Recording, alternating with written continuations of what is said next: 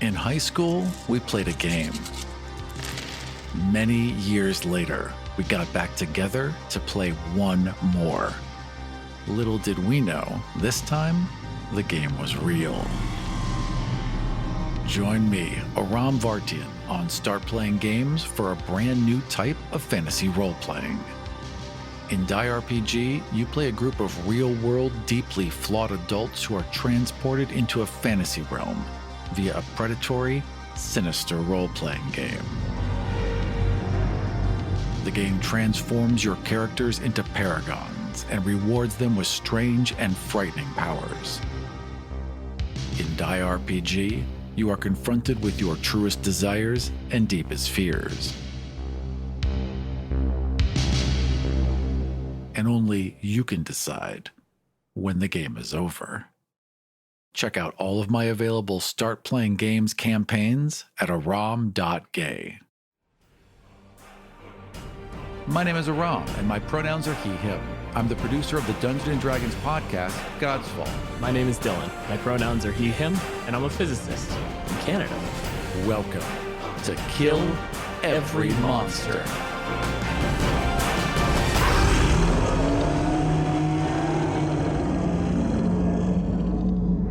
This week on Kill Every Monster, we are featuring the Medusa.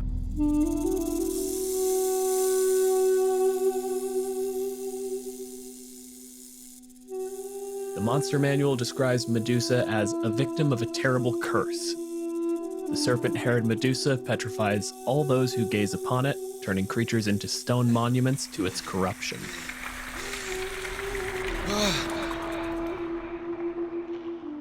We are joined by Nikki.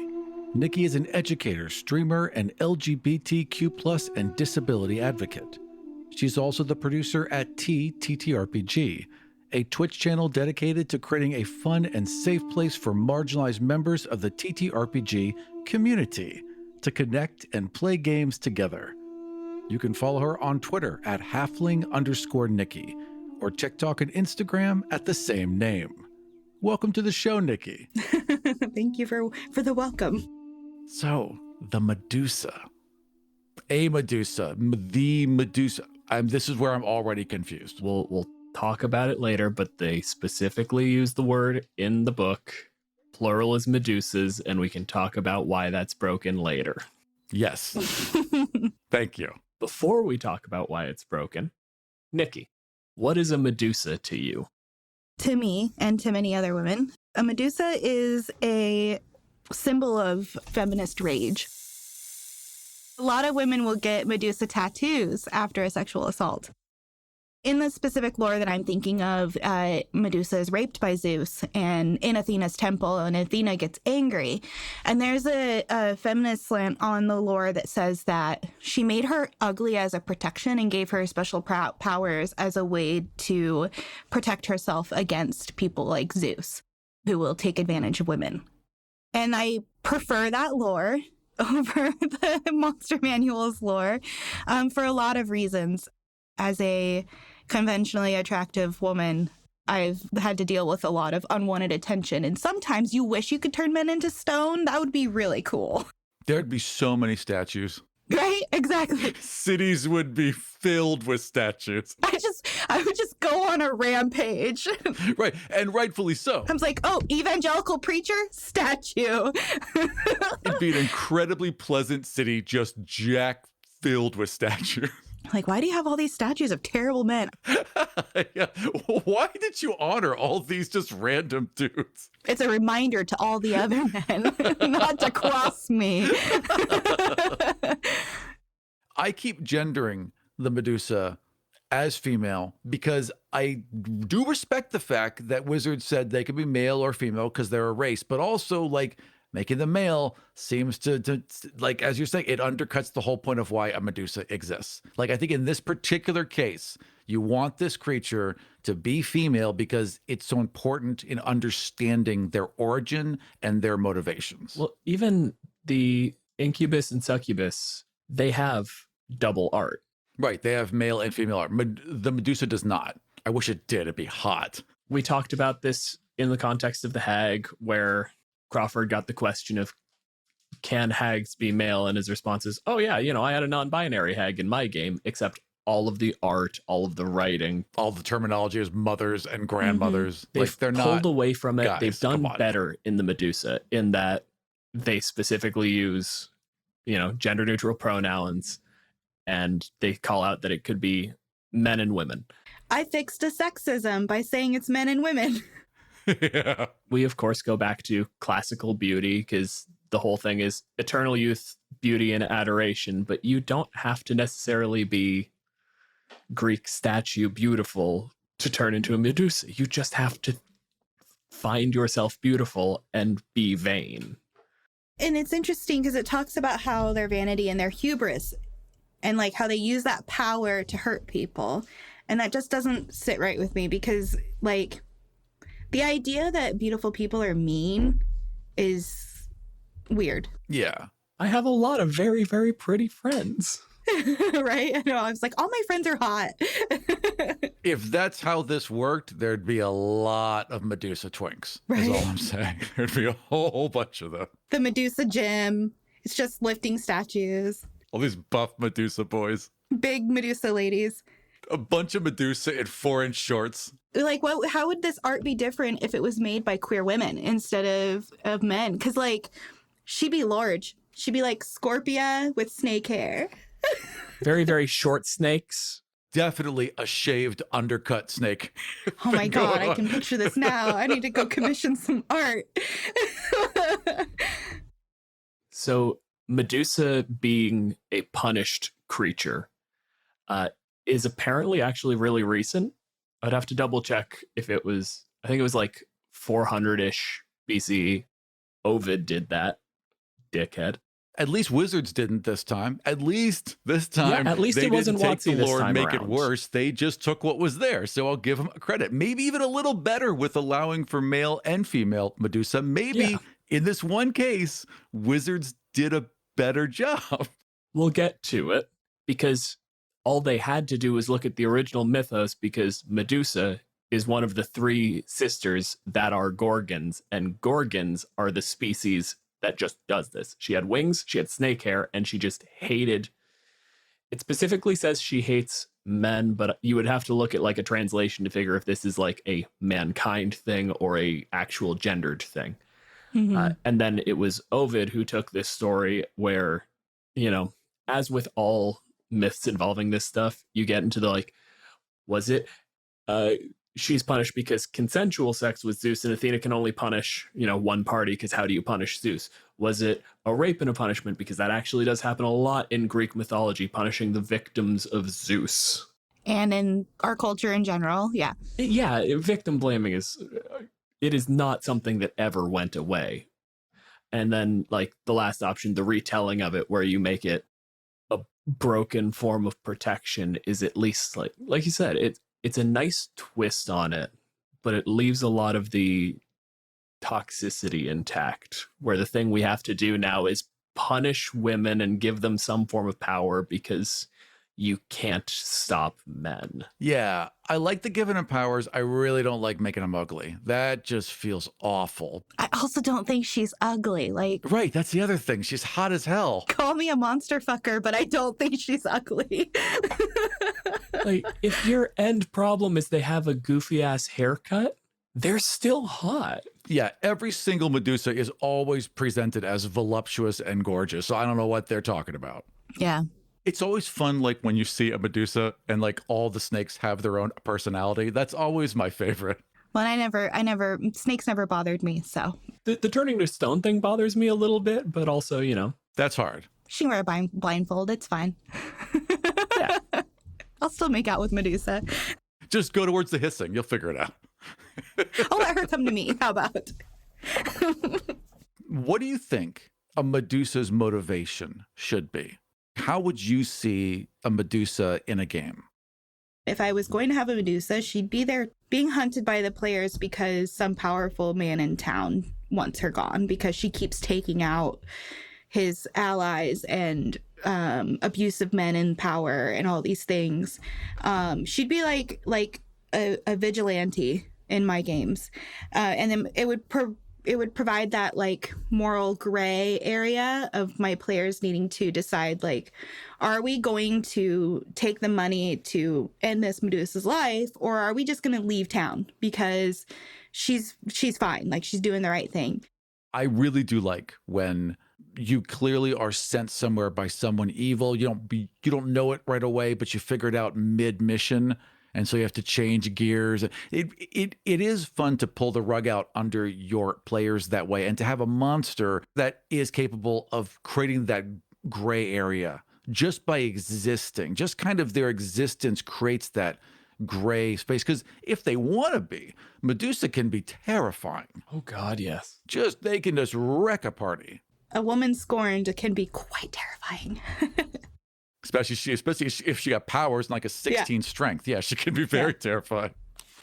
Oh no, only a 10 strength. Petrifying gaze is one of the scariest abilities in D&D. If you start your turn and you can see them within 30 feet, the Medusa can force you to make a save. It isn't a reaction. It's just, did you start your turn nearby? Done. No action on their part. Just, can you see them?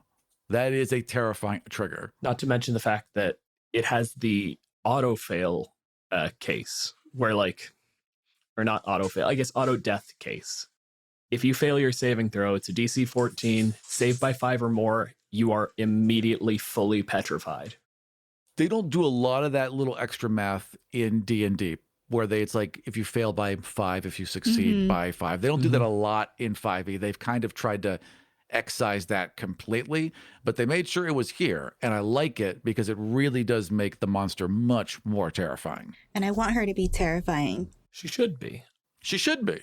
She should be frightening. She should put the fear of God into men. That is what she should do. Yes, exactly. No, I just find it odd that it's not like a clock effect.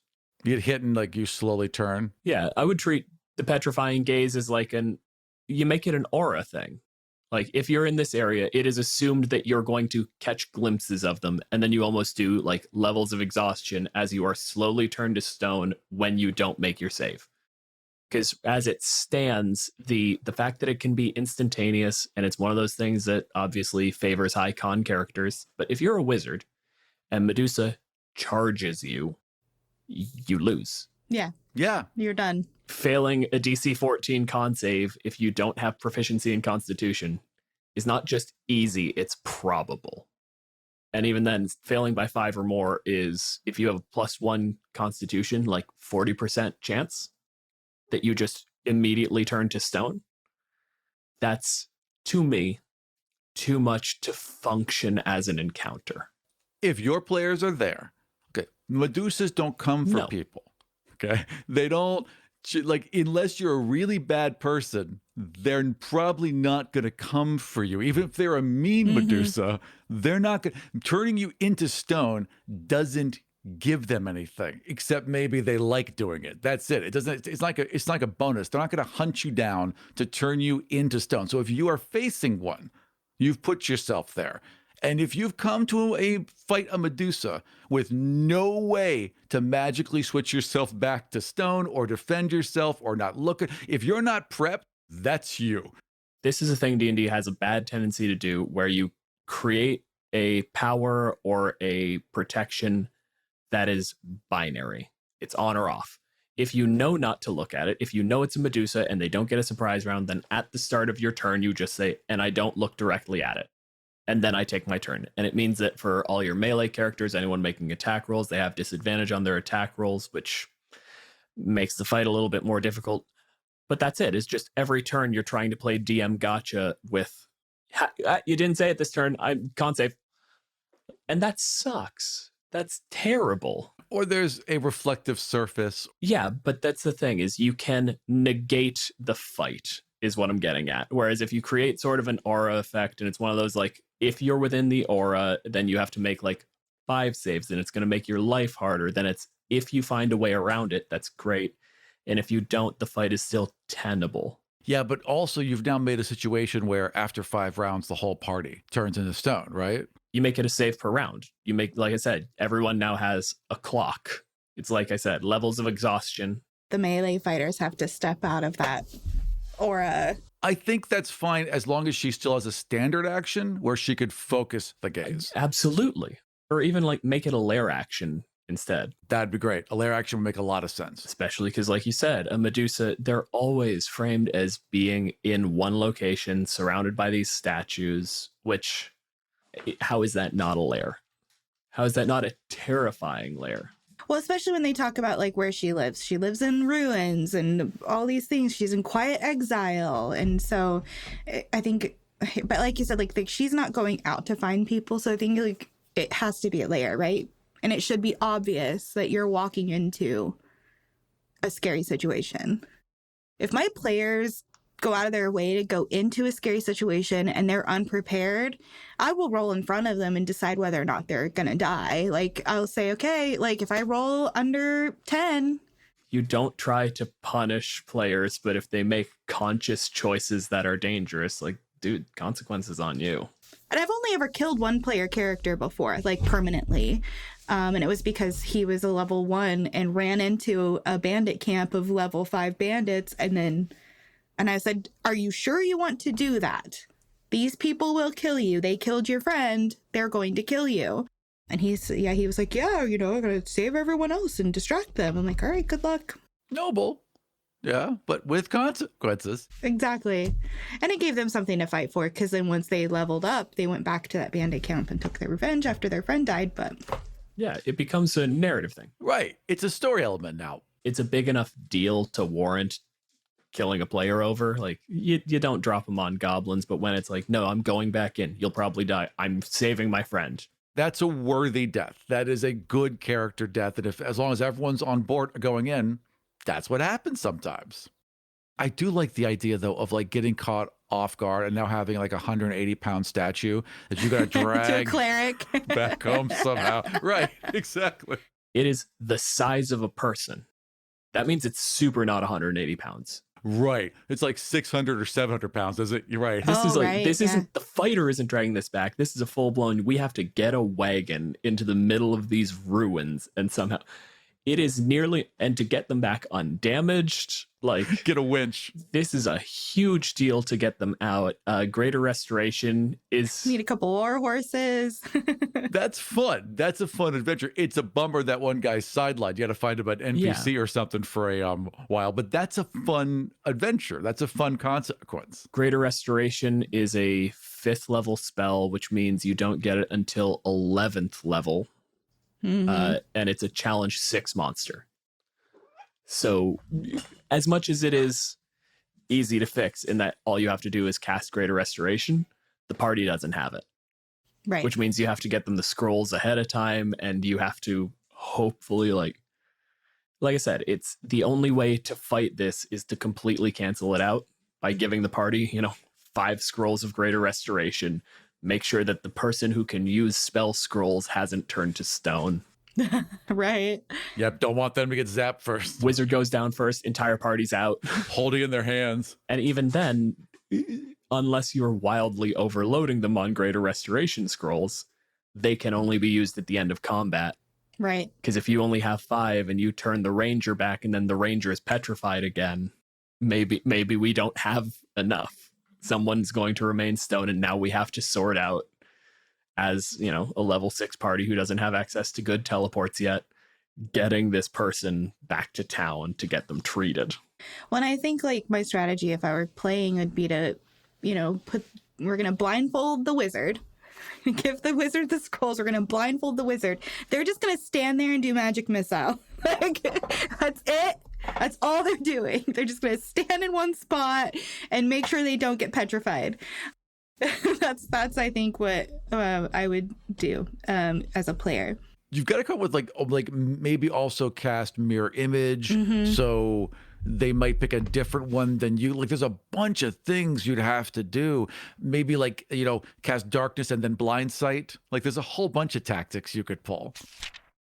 Each dart hits a creature of your choice that you can see within range. Magic missile can't work blindfolded. Oh, you have to be able to see her. Bummer. This is the problem, is almost all of D&D's spells, like, unless you're going to shoot fireballs beside the Medusa, there are line of sight rules. which means now you have to have a wizard who has been given blindsight. And again, you're creating a bunch of ways where the only way to defeat the challenge is to negate the challenge. Right. Right. This is my major complaint. More than likely, no one's going to be surprised by a Medusa. So you've planned for it. So therefore, this ability it has, while interesting, because it's negated, Doesn't work. it doesn't really work. I see it. Yeah, no, I get that. I still think there's ways to make it very frightening, but I do think that the power should just back Medusa up as more of an NPC, as more of a character where it's like there might be a fight, but it's more like a scuffle and then a negotiation. Like, that's kind of how I see a Medusa.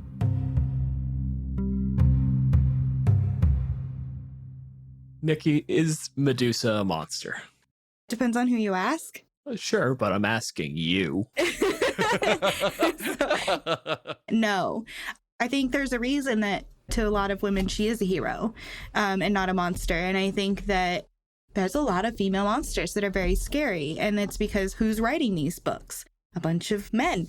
We just did the Dryad episode, and the Dryad is just a pretty lady in a tree. But then it's written all of this misogyny, like they trick men into bringing them the whole point where they trick men into bringing them presents. Like, how specific was that? Someone clearly wrote in their own bullshit into this character. I gave her the presents. Why won't she touch me? I gave her the things. Yeah, well, if you won't accept the present, you can be a tree. Right. What?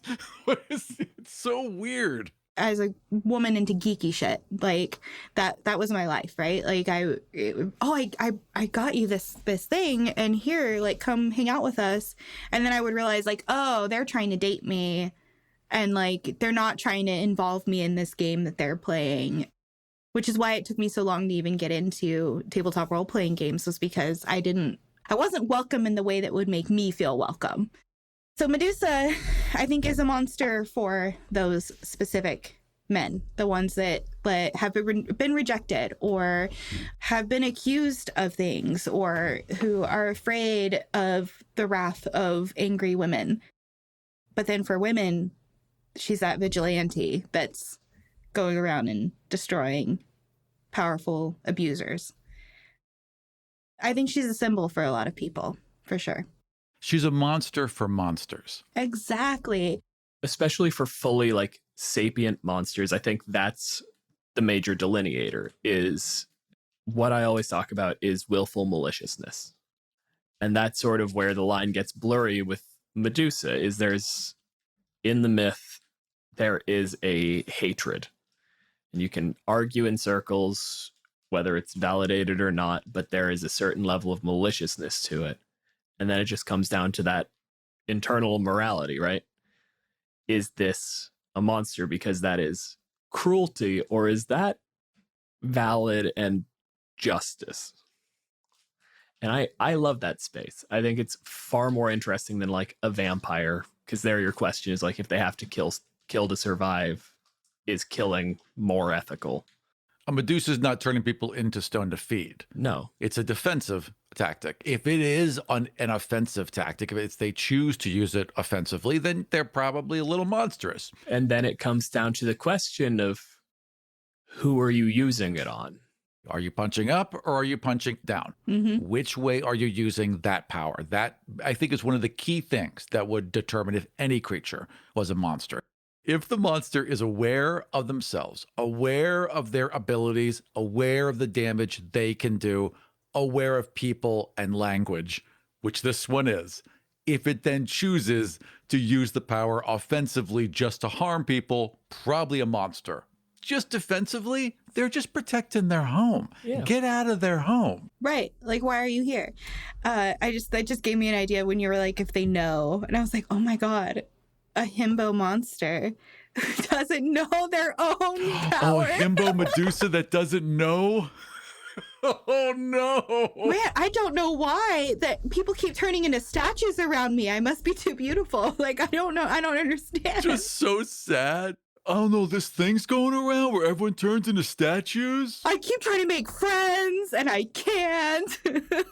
I guess I'm immune. Maybe they can do some tests on me? Why are you guys screaming? See, this is the problem, because The reason they bring up mirrors in the monster manual is that Medusa is subject to her own curse. Right. So one of the things they say is, in a Medusa's lair, they will go around and smash every present mirror. If you have a himbo Medusa, what you have is a Medusa statue. That's true. They'd never make it. 2-3 days max. That's a good point. Even if they didn't smash a mirror or see like a reflective goblet, they're gonna just look in the stream. Yeah, we're gonna get full Narcissus. It would be a very difficult thing to never see your own reflection. Another argument for making it something that progresses and something that wears off as well. Like, If they are empty head, vibes only, and also vain, they're not going to be empty-headed for very long. They're going to be stone-headed. So If Dylan's right, though, if we're using the slow Medusa, the gradual change, right, they wouldn't be able to accidentally turn themselves. no, you would be able to notice. Well, there could be these very tragic stories about a Medusa that just didn't wish to be here anymore. So just looked in a mirror and sat there and waited as they slowly turned to stone. Yeah, that's how they decide to go. Sits in front of a mirror and just starts combing their snake hair very calmly until that's the last one and they're frozen. poor snakes. They don't deserve that. Always the big question is, how much brain does each snake have?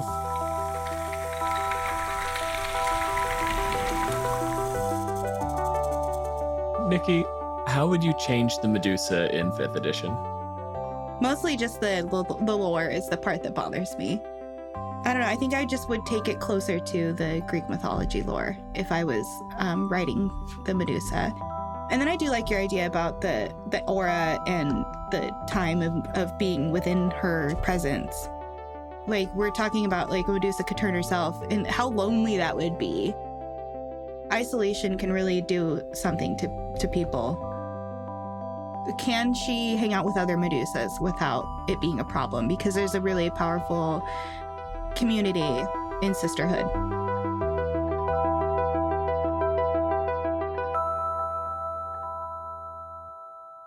I do like that they put in that a Medusa can force a creature to make the Constitution save. And all they had to do was play off of that in the lore, and you create a very different creature. Like, don't smash the mirrors. Leave lots of, reflective things around, because you're never going to force that on yourself. I know that what they're probably going for, because they can see when a creature can see the Medusa's eyes, starts its turn. So it becomes one of those forced eye contact things. You can look at your own reflection and not look yourself in the eyes. Trust me, I know. I never look myself in the eyes. So I'm ashamed of who I am. I'm also ashamed of who you are, if that helps. Yeah, well, part of it is the fact that I keep talking to you. All you have to do is make it an active exertion of will. And now Medusa, you can stand there and have a conversation with a Medusa, and it's an active choice. Like, no, I'm petrifying this person. Can you imagine like a date with a Medusa and then you say the date starts to go south and she's just like, all right, I'm done with this. What's your favorite movie? Oh, it's Fight Club. Con save. A Medusa in, like, again, old stone ruins, creepy. A Medusa in a house of mirrors. She's scary. Terrifying. Utterly terrifying, because you'll never know where she is. And assumedly, any one of her reflections, you'd see her eyes. Carnival dungeon. Carnival dungeon. You get greeted by a creepy clown. House of Mirrors has a Medusa in it.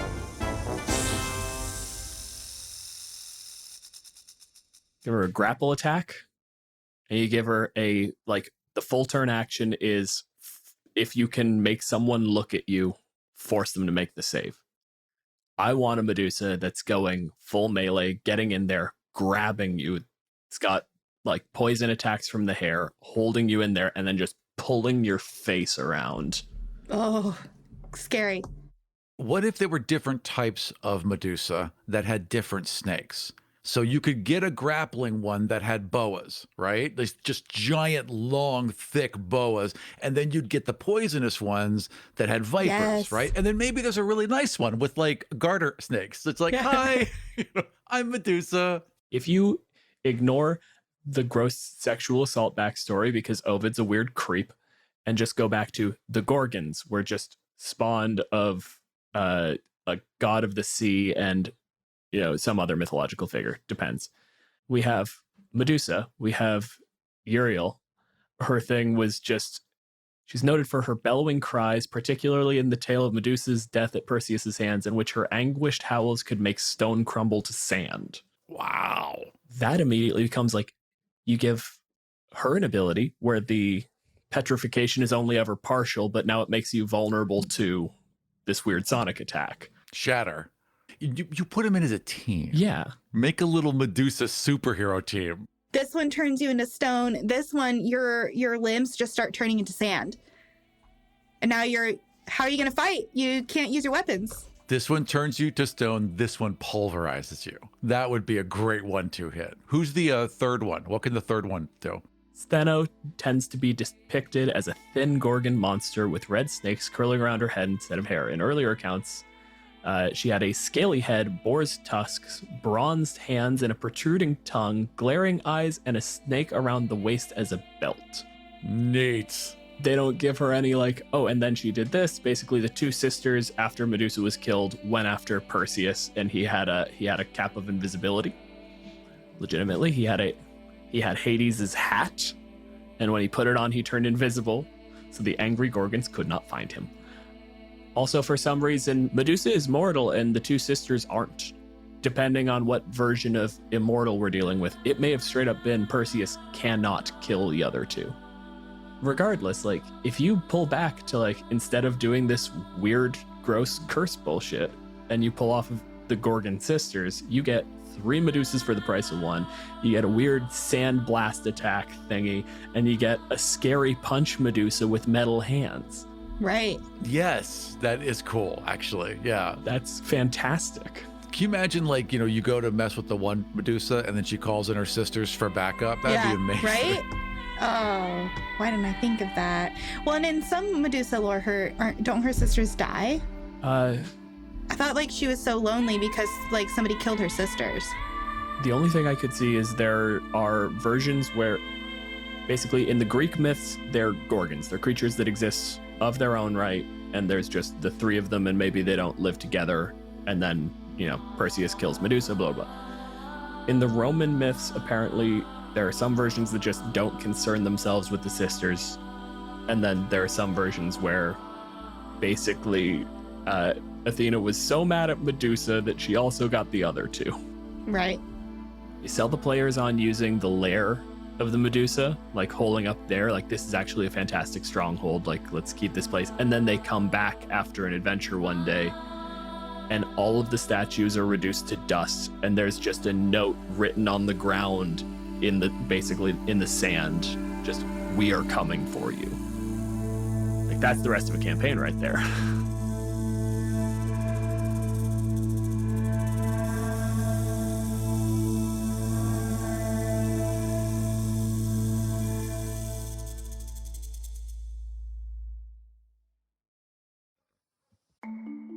As a podcast network, our first priority has always been audio and the stories we're able to share with you. But we also sell merch, and organizing that was made both possible and easy with Shopify. Shopify is the global commerce platform that helps you sell and grow at every stage of your business, from the launch your online shop stage all the way to the "did we just hit 1 million orders" stage. Whether you're selling scented soap or offering outdoor outfits, Shopify helps you sell everywhere. They have an all-in-one e-commerce platform and in-person POS system, so wherever and whatever you're selling, Shopify's got you covered.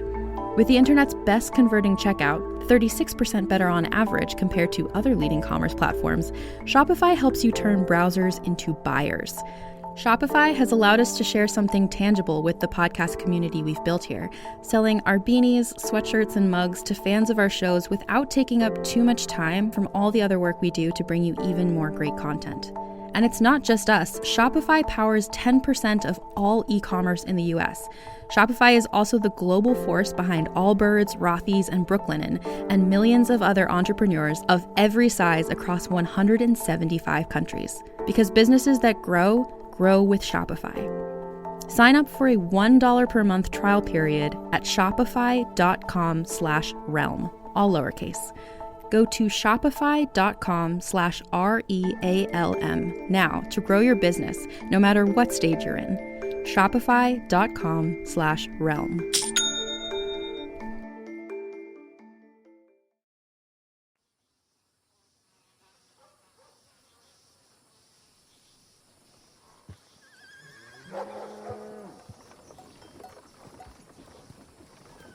So we start off in a small town.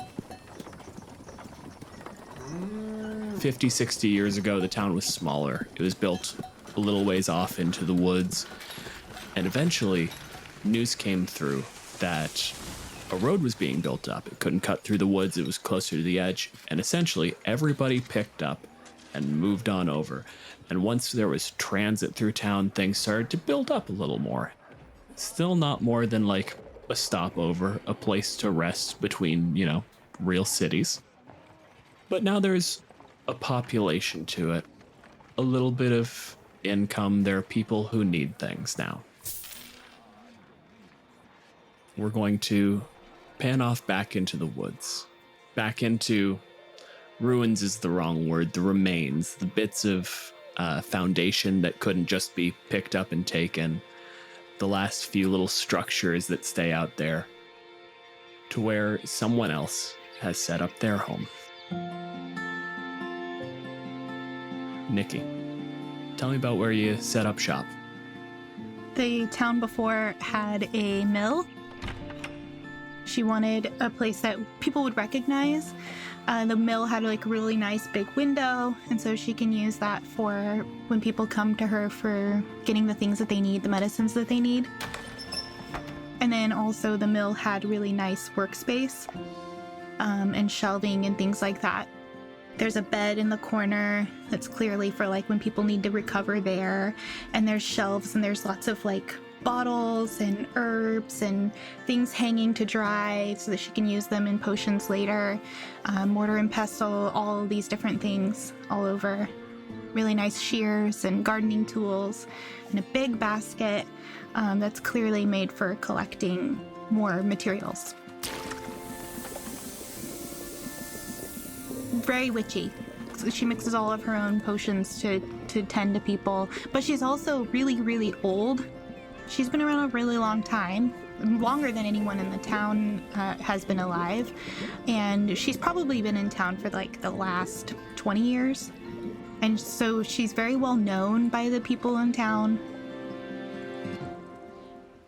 And she specifically helps a lot of the women in town, and people, or most of her patients are non-men, but she'll also set a bone if she needs to. So people come to her for help. Typically, she doesn't really ask for money as payment. People will bring her the things that she needs. There's like a group of women in town who just make sure that she always has the stuff that she needs, whether it's food or clean water, things like that. Can't be weaving blankets when you're making medicines, Exactly. Got to keep you in the base needs for survival so that you can basically be the doctor. Right. Setting a bone is a little bit more complicated, but if somebody cuts themselves, cleaning a wound, not so bad, But when you can't explain what's going on, or when the problem gets complicated, they come out to the woods.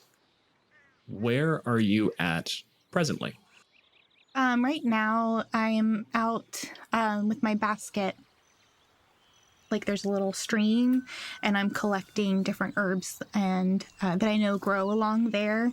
A lot of like mint and things like that I know will help with like stomach issues, migraine tonics, that sort of thing. It's a nice like sunny day out, and I've got my headband pulled up because there's no people around. A lot of the times if people come over, they know what my hours are, that I will be home, and I will wear a blindfold and have gotten used to moving around my space with a blindfold on so I don't accidentally petrify somebody. But then there's also ways that people alert me to their presence. So we have our incoming visitor. Aram, do you want to tell me about your hike into town? Or into former town? Gartok is a minotaur. Big minotaur. He's got those Watusi horns, those real thick ones that just go straight out. Every time he goes through a doorway, he just turns his head to the side because he has to fit through it. Big, huge shoulders, carries a giant axe. Big ring in the nose. Gartok travels, looks for people to help, charges them a fair coin. That's his job. When he strolled into the nearby town, someone offered him a gig, and he took it. And what was that job? Gartok doesn't ask a lot of questions. Gartok is pointed in a direction and accepts money. The richest guy in town gave him a good amount of gold to go take out some lady that is like stealing his kids or something. He wasn't quite sure what the whole story was about. He didn't care. He's just going to go take out this lady. I guess maybe bring a kid back if he sees one. Standard witches, you know? So tell me what your walk has looked like. Is this just like, is there any element of like hunter to this? Is this a like looking for the target? Or is this like you were told they were in town, there's a path to go there, let's walk on the path? So many people have been here. Like several people in town were like, yeah, just take this road, go up here, and she's right there. So he just got his axe casually over his shoulder, strolling up the lane, maybe even whistling. Can cows whistle? Cows can't carry axes. That's Who fair. gives a shit if they can whistle? So Aram, I'd like you to give me, what's your passive perception? Since you're apparently not paying any attention. 13. My passive perception is 13. Then I mean, I'm not expecting to be attacked. I'm walking to a hut in the woods to have a conversation. a conversation, he says, hefting his giant fuck off axe. This speaks very loudly. Also kind of loud. As you're walking, just trotting along, there's a point where you trip over something. It's basically a trip line, except it is just on the ground. The sort of thing where you step on it and it immediately just pulls a little bit, rings a bell off on the side of the road. It's fairly low pitch. Right, he'd freeze. He'd listen. Give me a perception roll. 12 plus 3 is 15. Okay, so you rang that bell that was like 4 or 5 feet away from you. Right. You hear a bell. The one that was 4 or 5 feet away from you. He's still, casually walking up a road, but that's a little unsettling. A tripwire is always unsettling. So maybe Always a little concerning. Yeah, maybe his shoulders are now a little bit more flexed. The axe is probably off the back in one hand, and now he's proceeding forward. Nikki, your Medusa here is based on the pitch. You're a fair ways away. It was one of the lower ones so that it'll carry somebody probably about 100 meters out from the hut. I think, she just continues because she knows, she's like, this is outside my hours. Whoever it is can wait. I'm doing a lot of work. Yeah, if it's an emergency, then the bells will hit faster, and then she'll know that she needs to go. But if it's a non-emergency, then it'll be at a normal pace. Okay, Aram, now that you're taking a little bit of care with it, I'd like you to roll me a perception with advantage as you kind of continue down this path. 12 plus 3 is 15. That's my high one. Then you are maybe another 20 or so yards down the road. Okay. I just realized that I'm not allowed to use meters with you people, so I've switched back. If you want us to know anything, yeah. Listen, I've wanted you to know things this entire show, and I've never been happy.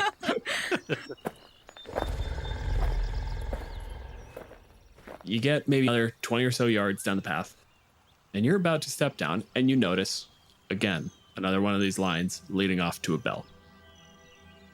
And he would just look at it, look down the other way. It's just a bell.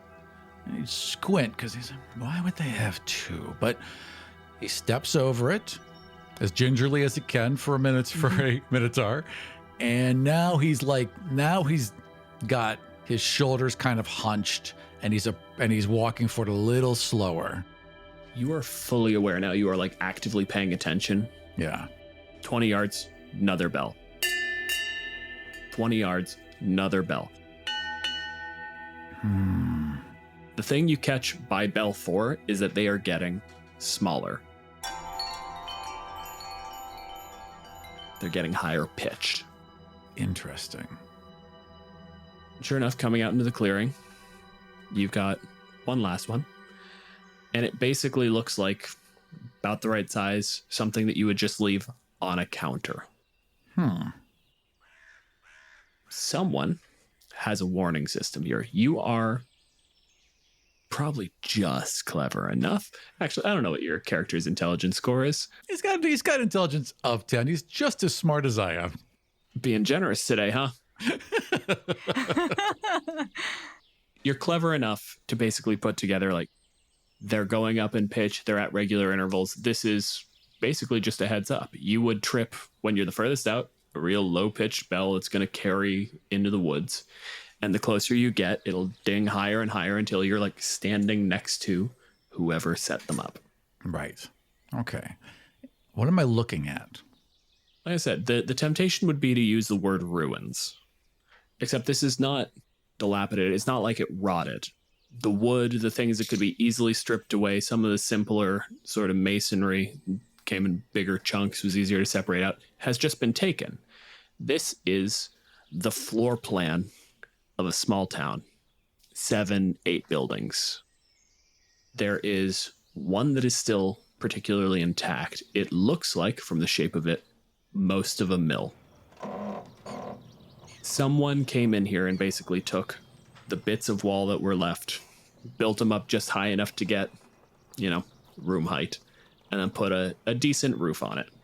Probably a lot of flowers, maybe some fresh paint. I mean, it must look cute. There's a beehive. Like, it's a whole thing. It feels very cottage kitchen. Like, yeah, I'm down for it. There's a living quarters off to the side. And there's, like, a couple of places where, again, the foundations were enough that it takes, like, minimal effort to turn it into a building. Just stuff where you can put, like, shovels and shit. Because there are small gardens here, like, real sort of subsistence stuff. And also weird stuff. Those are the two things. It's like onion, carrot, potato. Hemlock. That'll kill a man. Just all in rows, right? Because she knows what they are. And I imagine some of these buildings are used as like drying huts and maybe even a tannery. Like you must be doing things in these different buildings, right? They're kind of assigned to tasks or something. I think it would make sense that she's like she's used the foundation as little like containers for her garden because critters can be a problem. So maybe she's like gone in and put like there's wire some like under. knee-high walls. Right. Yeah. They're like giant raised flower beds now. Yeah. That's what you got going on here. You haven't tripped any of the other sort of proximity wires there. So you are just in town. Nikki, give me just a raw wisdom. Oh, not 20. It's fucking weird that never tripped again. You heard the furthest one out. Mm-hmm. Usually if it's like animals or something, animals are honestly fairly careful, especially over the road. They notice these things. Squirrels are at eye level with the fucking wire. And all the people in town know to trip each one so that I know they're coming. Yeah. So it's very, very strange for you to have heard the most distant warning and nothing else. She would pack up her little basket and close the lid on it and then walk up to her home/workspace. Aram, where is the first place you would go on entering into this setting? Well, as he's walking up, he's going to at least check the other buildings before he gets to the main one. So I imagine he's just like looking around corners, nodding, and eventually making his way up. Just give me a dexterity roll so I can decide if I'm going to make you into the butt of a joke. That is going to be a 9 + 1 is 10. Nikki, as you come up, you see a door open.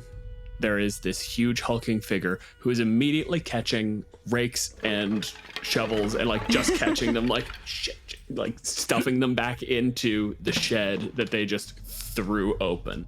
I caught my horn on something. The door opened, hit the horn, and that immediately made you turn, and then the other horn hit the wall. And that's what knocked everything out. And then you start catching things, and it's like just... I'm like a one-man Three Stooges routine.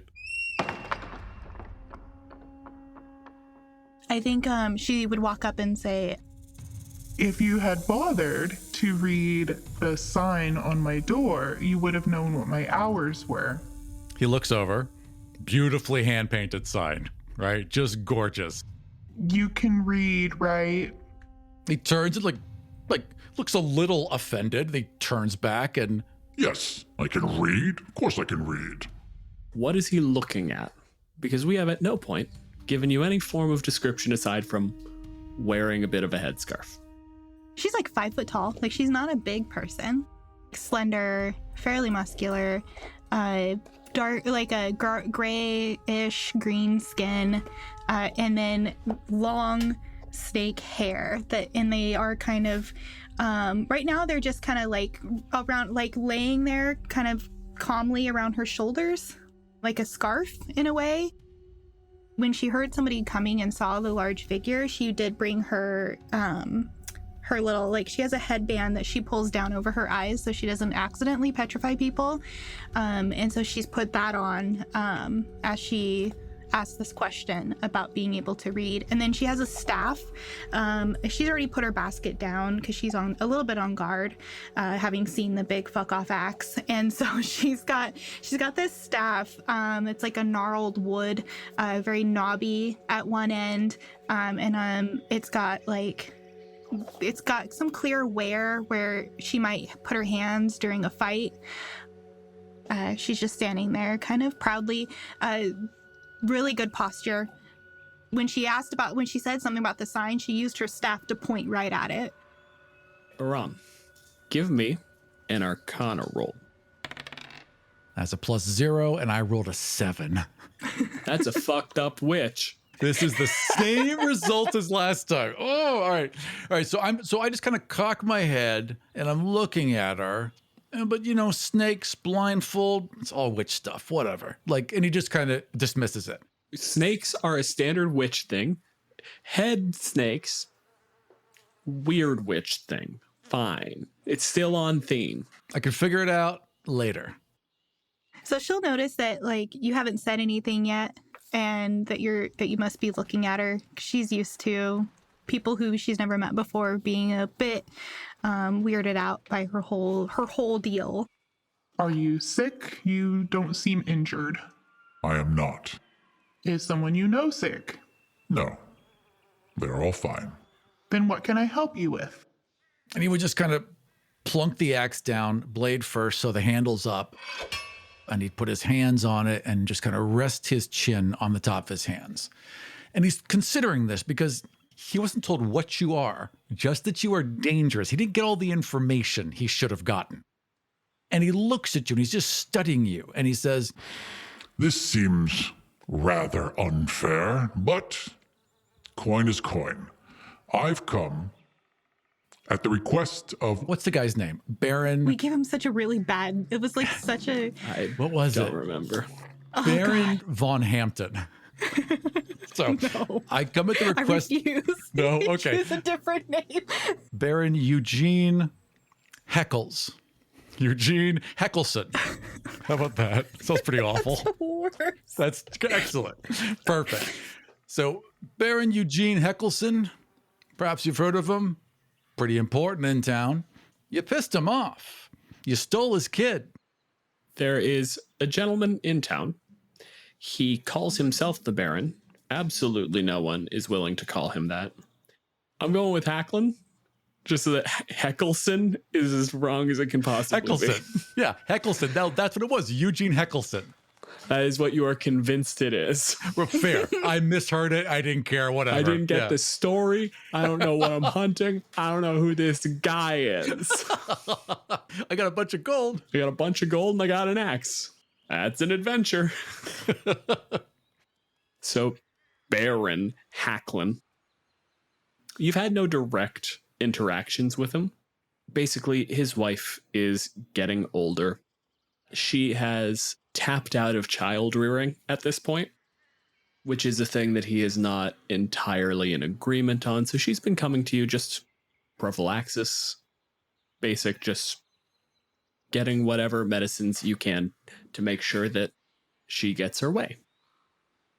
And you know from every time that the wife comes out or she sends one of her daughters out to talk to you about this, this is not something that they have agreed upon, and this is not something that he takes kindly to, but he knows that he can't win that argument. He's had 4 daughters, and he's that asshole who's just going to keep having kids until there's a boy. That's right. The jerk I'm dealing with. He's not aiming for children, he's aiming for heirs. Mm-hmm. And he thinks of them as such. But despite the fact that for like the last 6 years, his daughters have been running his business because this guy has gout. Yeah, brilliantly, too. He made his money because he heard the road was being built before anyone else did. So he was first one just on the ground floor in a situation where you can't fuck it up. Now that running the business takes a business mind, well, I've made my money and people are running things. It's a well-oiled machine at this point. I can just take a step back. And the daughters are scrambling constantly and really turning it into something worthwhile in this town. Once a night, he just strolls out, takes a little bow in front of the whole tavern, like, yes, yeah, because he's like the figurehead. They all like, oh, what a nice night. Thank you. Then walks right back in, and the daughters are just like, as they continue with their 10-hour shift, keeping the place running. And he has sons. They're just not legitimate sons. And he has to have a legitimate son to pass this business off to. You can't see it happen, but when she hears Baron, she immediately rolls her eyes under her blindfold. And then when you say Eugene Heckelson, she knows exactly who you're talking about. And she just harumphs. I did not steal any of his children. I prevent them from existing. That sounds like solid witch magic. You can't be here, so I'm gonna give you one chance. Turn around, walk away, don't come back. I'm needed here, and I'm gonna stay here until I'm not needed here anymore. So be it. Lowers his head and charges. Okay. Give me an initiative roll. 13 plus 3 is 16. Yeah, he's going first. I got an 8. You get your first move. And he is going to charge. Goring Rush. If you take the dash action on your turn and move at least 20 feet, you can immediately make one melee attack with your horns as a bonus action. So that's what I'm doing, just a charge. Cool. Do it. 14 plus 6 is 20. Yeah, that hits. And that's going to do only 7 points of damage as I slam into you, but I believe there's something else. Okay, that's all I could do. So I just lowered my head and just slammed into you, and are probably a little surprised you didn't go down.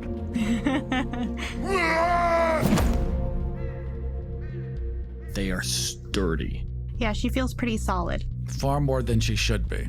This Minotaur, this huge hulking figure, readies this axe, and you're like ready to block that, ready to fend that off. That is a standard fight. And then just head down, runs 40 feet directly into you. You plant your feet, you get your staff sort of in the dirt to hold yourself from moving backwards, and you just take it in the chest. Nikki, it is your turn. So do you move away from me after you hit me, or are you still standing right next to me? He's right there because he didn't expect anything else to happen. He thought you were going to go down. So he's basically right in front of you. So she's going to pull her headband up and look right at you. If you do that again, I'm going to have to hurt you. And I would rather not. What do your eyes look like? Like snake eyes. Green with the slits. They're like a bright greenish yellow. Not human. So, Nikki, is this turn is just threats? She's gonna threaten him, and then she is gonna hit him once with the quarterstaff. 20 to hit, modified 20. Oh yeah.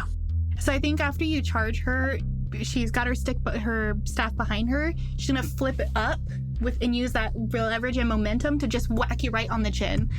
So you had your head down when you hit her, and you saw the scarf drop past your eye line, and you heard the warning, and then the staff hit you in the chin, and you went straight up pass. You have not seen her face yet. And she's crazy strong for her size. That's 8 points of bludgeoning damage right on your chin. She did more damage with the staff than you just did charging.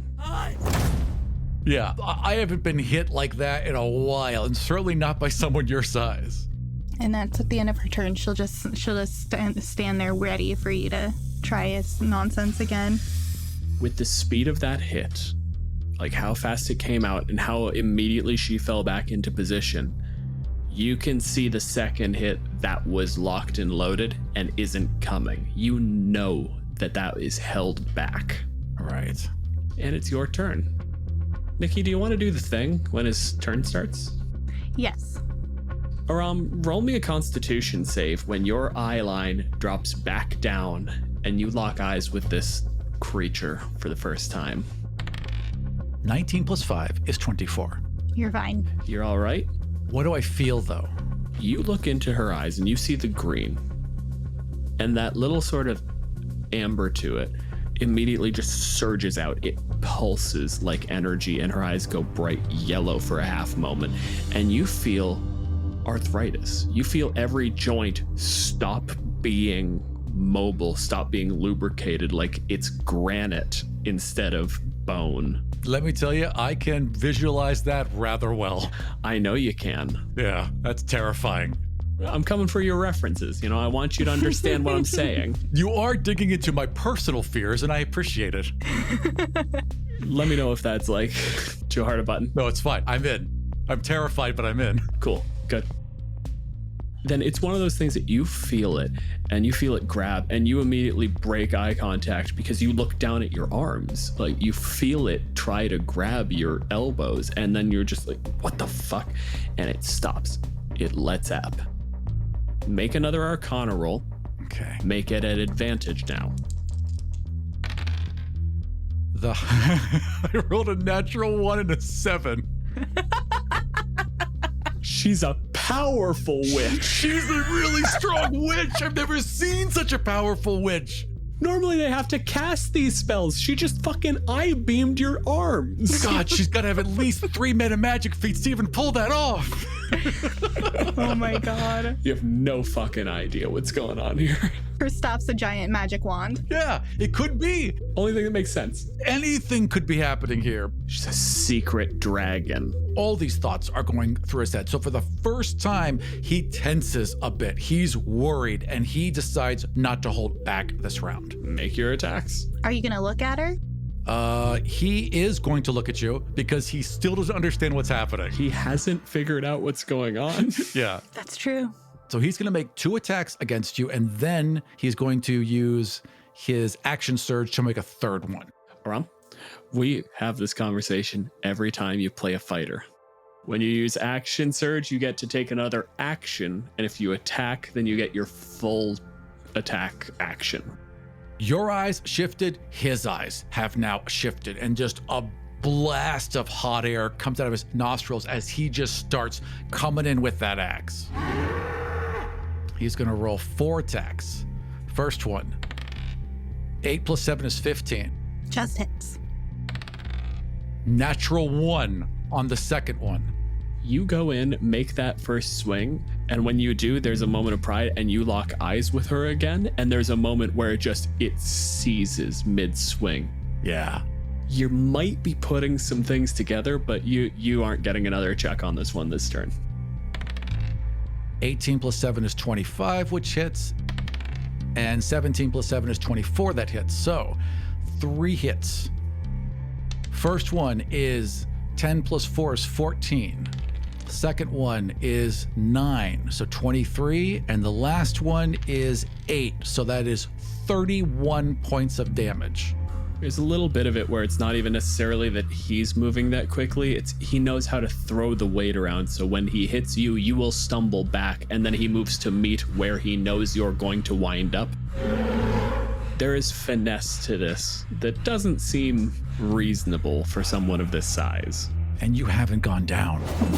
And now he's very worried. Anything you want to do with the bonus action, Ron?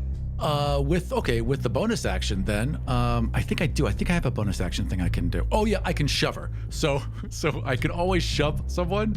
So that's what I'll do just because it's fun. With that last hit, I try and kind of, shove you backwards. Hammering Horns. After you hit a creature with a melee attack as part of the attack action, you can immediately use a bonus action to attempt to push the target within 5 feet of you, no more than one size larger than you. It must succeed on a strength saving throw, DC 14, or be pushed 10 feet away. She's pushed 10 feet away.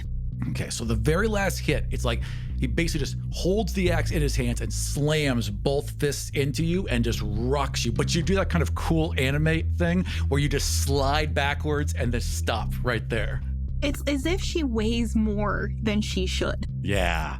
There's a line deeper than it should be, and it's a little bit terrifying. As if you were made of granite. Yeah, as if she's made of stone. You remember that feeling of stone bones, and it just keeps echoing in your head. Right, I should know something, but I haven't made the connection You missed something, yeah. Yep. So she's not even down half. Like, she's still pretty up. She's starting to look a little bit ruffled. Yeah. You've ruffled some feathers. You ruffled some scales. And he would just look at you after he shoved you 10 feet, hit you with the axe 3 times, and just... What are you? Your worst nightmare. She's going to. Yes. You got a 10-foot run up. Yep, she's gonna run up and hit you twice with her quarterstaff, so one on each end.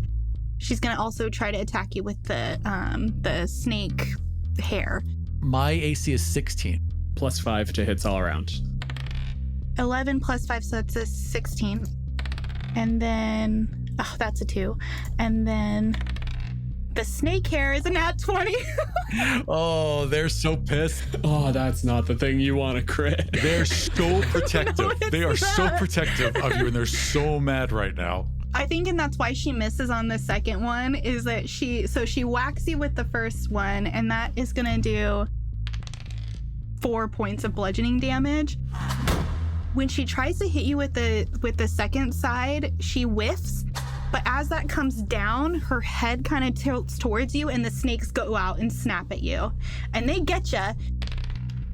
5 points of piercing damage. So that's just them chomping on you. There's 5 of them. 6, 11, 12, 13, 26 points of poison damage. Okay. Wow. This lady hurts your outsides plenty. The biting, the hitting, the chin smacks, not pleasant. The things she does to your insides. First there was the stone bones. Now it feels like your veins are on fire. Acid instead of blood. Magnificently painful. And she is down just under your reach. She keeps getting in and creating these little openings and staying too close for you to just grab her head and crush it. Too fast and too strong. Really not something you were waiting on.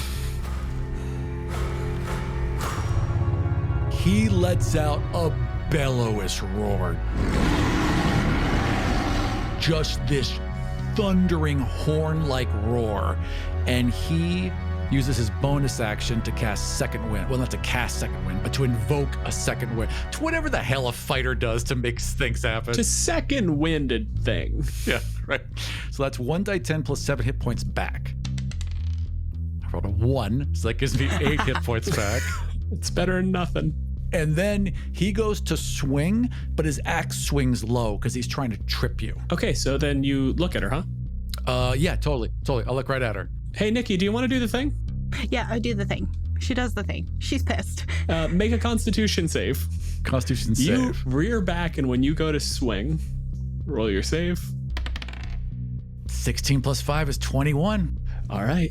You're doing all right. You want to make your check again, or are you even thinking? You know what? At this point, I think he's so. Well, I'll do the check every time because it's like there's something in his brain. There's it's like just one rattling. Yeah. This is the story that your mother told you at night to get you to stay in bed. At this point, you have more than enough to like put it together. It's just you gotta. I think a 13. It's like not a common story, but it's a story. I rolled a 7 and a 5. Fuck off.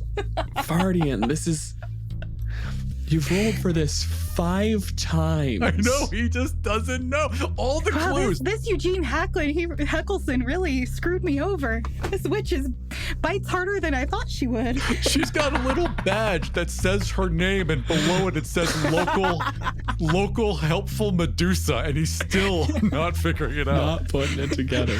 There's like a snake motif around her door. The trouble you run into is that, yes, this is one of the stories that your mom told you when she was trying to get you to stay in bed. And it's one that you fell asleep halfway through every fucking time. It was a long story. If you ask your sibling, she knows. She knows the story. Totally. She was interested. She would slap you right now. That's why she took levels in Wizard and you took levels in Fighter. Yep. Make your attack. So he swings with his axe to trip you. That is a natural 20. Good time for that. There you go. So first the damage. The damage is going to be a total of 19. And then you have to make a saving throw DC 14 to not trip. You're using the Battle Master thing? Correct. Read over that again, because you get to roll your superiority die and add it to your damage. So you get to add 2d8 as well. Are you sure about that? Yes, that is how Battle Masters work. Trip attack. When you hit with a weapon attack, you can expend 1 superiority dice to add to the total of the damage roll. And that if the target is large or small, you must make a strength check, DC 14. You're absolutely right. Basically, any of these attacks, the superiority die adds to damage, and also for spending it, you get to invoke that effect. Oh, that's only going to be 3, so it's not much more. Plus, it's 6 more points of damage because it is part of the crit. Works the same as the... No, that is both die. It is 3. I rolled a 2 and a 1. Fair enough. Yeah, I was going to say, it works the same as a Paladin Smite. You still get to... But no, Aram rolls like trash. And I failed my roll, by the way. After he takes your legs out, he's got the axe high. He looks straight down and just brings the axe straight down. 18 plus 7 is 25. Roll again to check if it's a second crit, because technically she is prone now. Okay, the second one is... I have to be mean to you too, because it's fairness. I don't want to do it. Second one is a 3. And that's 11 points of damage. The whole ground shakes. Yeah, there's more resistance than you expect. You see his eyes just go wide. This is the point where you get full confirmation that something is fucked. Yeah. Because you bring the axe down on her sternum and you push her into the dirt. You don't cut her. That's not good. Nikki. Something's off. This witch is harder than usual. She must have cast mage armor. Or stone skin or something. I assume that you pull the axe back up after you hit her. It probably got bounced off. Yeah, basically. You're like, wait a second, what's happening here? Is this a hammer or an axe? Double check. After that happens, she does one of those like kick-ups. So she's back on her feet, like almost imperceptibly fast. And she's going to now hit you, try to hit you again twice, and then with the snakes again. So that first one, nat 1. And that second one is a 4. And then the other one for the snakes is a 16 to hit. Snakes got me. That's the whole trick, is like you are batting away at him and he's attacking, but you just start going like, no, you know what? The staff is chip damage, relatively speaking. And you just use it to keep his arms wide and get right under him. This isn't even leaning in. This is just you get under his chin and the snakes start going into the neck and at the top of the armor. One bites me in the snout. Doesn't even bite you, just pulls on the ring. So the bites do 5 points of piercing damage again. But then the poison damage is 16 points of damage. You see his shoulders sag. You hear his breath get raspy and deep, and you see his eyes begin to glaze. He's just hanging on to consciousness.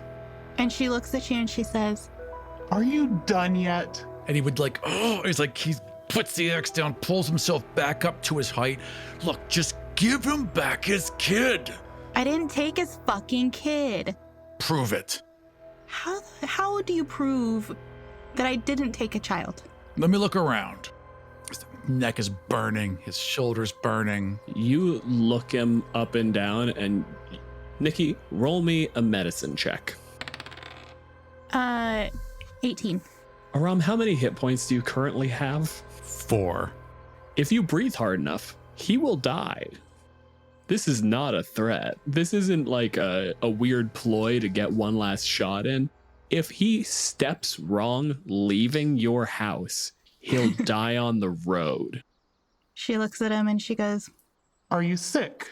He would touch his neck and he'd pull back like blood and probably some pus, right? And he would, again, kind of little dizzy. He's still poisoned. You did something to me. I mean, they did. And she points at her hair. And he would nod and try and stand up again. I just am here for the child. she can see that you see how messed up you are right now. Yeah. Her gaze is still down, but she's still in a very proud posture. And she kind of like does a like neck crack because you rocked her a little bit. This is the hardest fight she's gotten into in a very long time. And she's just gonna like pat you on your giant arm and say, all right, come on, big guy. And takes you to home/workspace. This entire space screams witch. You're clearly right that this is a witch. But it's beautiful, right? Yeah, it's a lovely witch. This might be one of the nice cookies witches, not like the horrible murder witches. And there's a cat that's like walking around on the top shelves and Kind of brushes against a horn, right? it steps on your head to go across the doorway. Yeah. There's like flowers and places to like entertain and have people over. There's maybe some hand-drawn pictures from the kids who you helped save in town. And he's just taking it all in. And he just slides the axe back onto his back. And he's just kind of looking around and he's very confused. Seeing as to how big you are, she's not going to let you go sit on the bed. She's afraid you'll break it. But she has this like stone stool in her next to it. So she have a seat. Okay, and he very cautiously because he's very aware of his horns and there's a lot of ivy and stuff, and he doesn't, even though he just attacked you several times, he doesn't want to mess up your house. He's polite. So he goes and sits down, and when he sits down, you just see him. It was every bit of strength just to get to that stone stool and put his ass down on it, and you just see him slump. I think she walks over, she opens this canister, and what you smell is like this very earthy medicine smell, kind of like a eucalyptus and bark kind of smell. And it's definitely has honey in it. And she starts boiling some water and then makes you a tea and hands it over. And this is like her version of like a healing potion. Yeah. Hands you the tea and she's like, this is going to hurt. And then she takes some hot water and on a rag and starts cleaning your bites. I'm going to give you basically a healer's kit roll. So it'll be wisdom plus proficiency. So it's going to be +4 total. And what we're going to go with is we'll basically give you a D4 per, let's say 4 points above 10. So you get a 10, okay. You'll heal him for a D4, 2D4 at 14, 18 up. You get the idea, you can count. Yeah, it's a 19 total then. Nice. Okay, yeah, so Aram, you can heal 3D4 hit points. Cool. Nikki, do you want to roll that?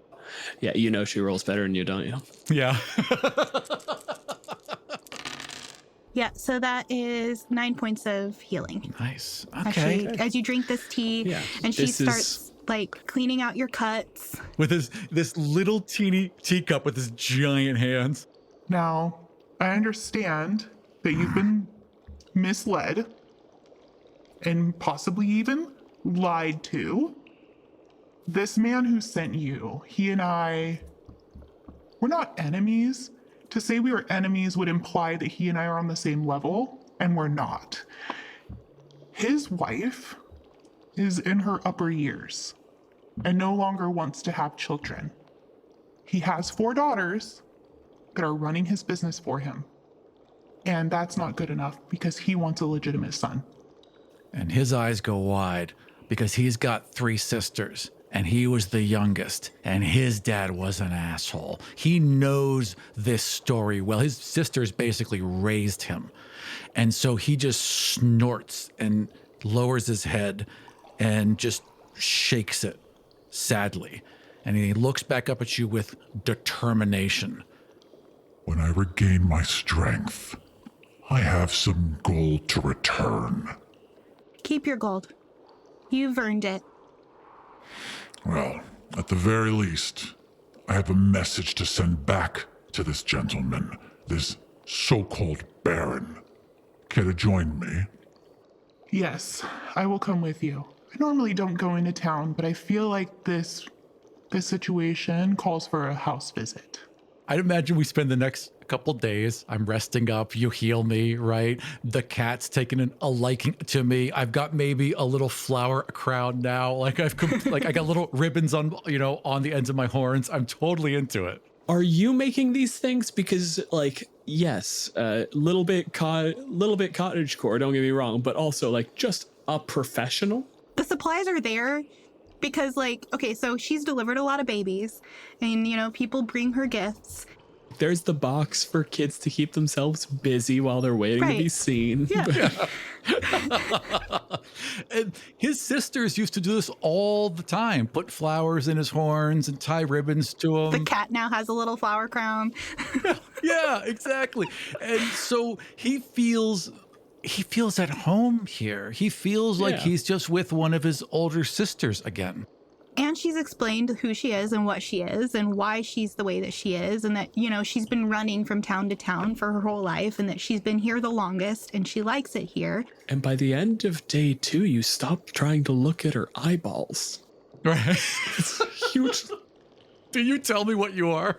She tells you immediately. Okay. Like as soon as you've calmed down. That moment we cut away from that last conversation is like, also, I'm a Medusa. Please stop looking at my eyes. If a bull could go white, a bull just went white because he did not. He's like, holy crap. He did not realize how close to death he got. Especially the moment after that, because your eyes go really, really wide and then you immediately shut them completely. Yeah, right. Fuck. And she's got her blindfold on. Like this is all unnecessary.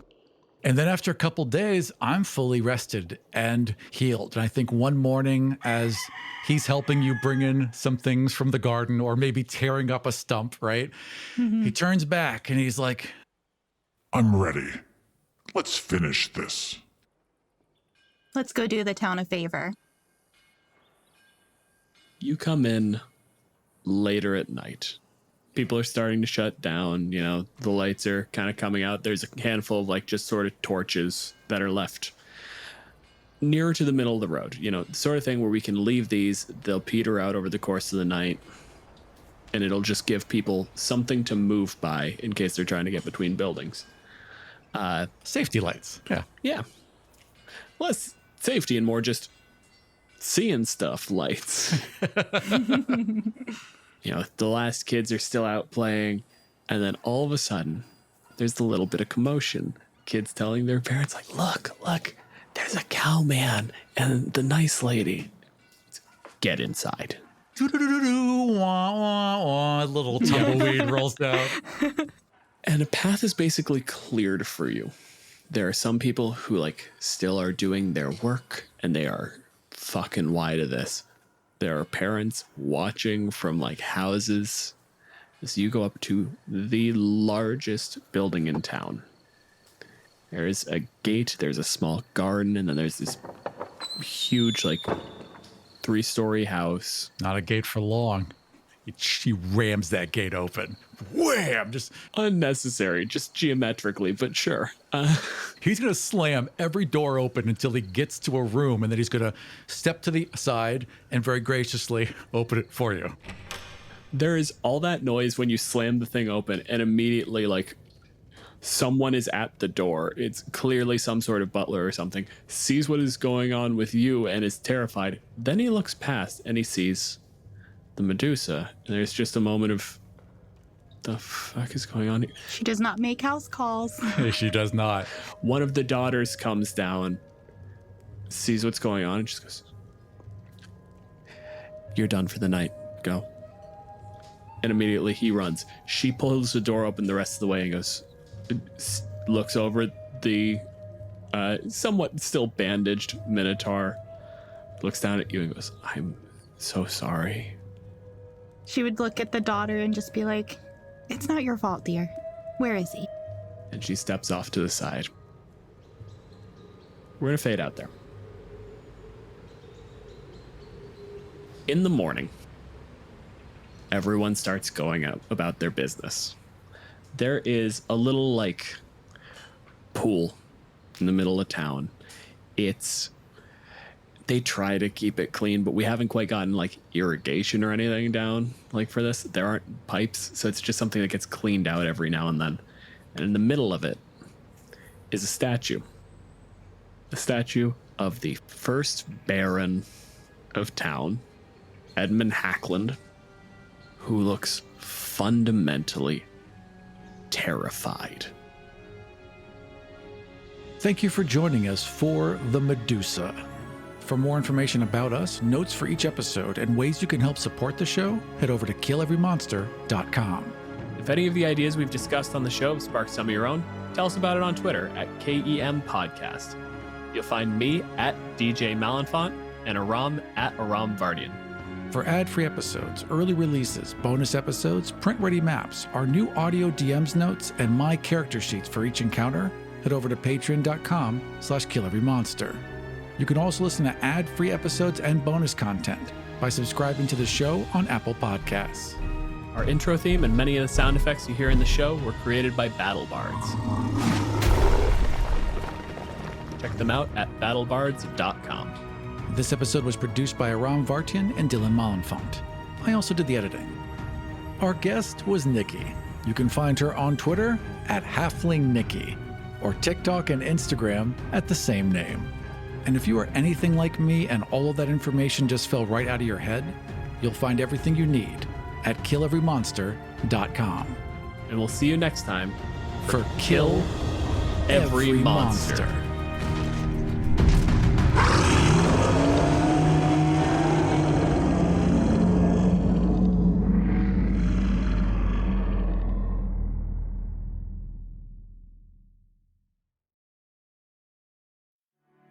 America's real history is one of giants who overcame all odds, overcame slavers and robber barons. And what did we do? Well, everyone knows we invented the internet, but we also invented the middle class, the 5-day work week, the teenager, the automobile, and the space race, and we're just getting started. We've been through far more chaotic times than this one, with some of the most incredible leaders on the planet. And they're ready for us to pick up where they left off. Our real origins connect us back to reality, each other, and a whole new cinematic universe to empower and inspire. My name's Matthew Cook, and I'm the host of American Origin Stories, now playing wherever you get your podcasts, or you can learn more at realm.fm. This show was produced and edited by Dead Ghost Productions. Find out more about us and all the shows we make at deadghostpro.com.